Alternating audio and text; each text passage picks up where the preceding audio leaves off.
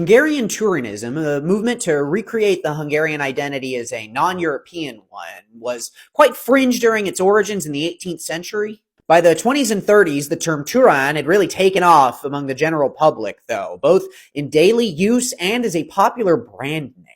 A lot of this was obviously tied to the right-wing nationalistic government at the time. Miklos Horthy, who had a fair-weather relationship with Turanist organizations, he'd show up to some event, but also keep a distance from the more pagan and fringe elements. He did ride around in a private train named Turan. There was also a tank named the 40M Turan.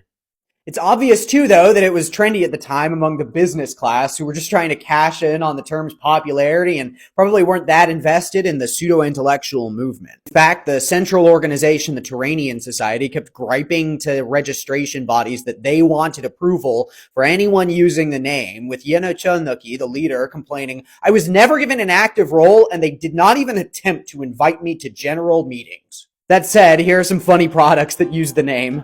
One was a movie theater that was previously called Edison Cinema in Budapest, but Edison sued them for using the name. Naturally, they changed it to Turan Cinema.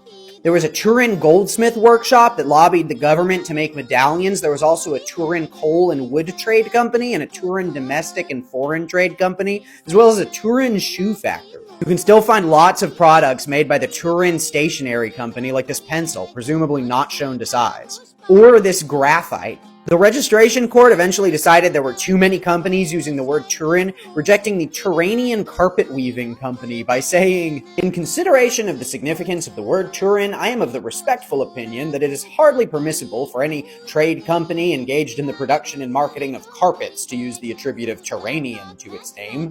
Oh, and if you hunt around antique stores long enough, you can still find compasses made by the Turan Stationery Company. Presumably for mapping out the territory you want to reclaim.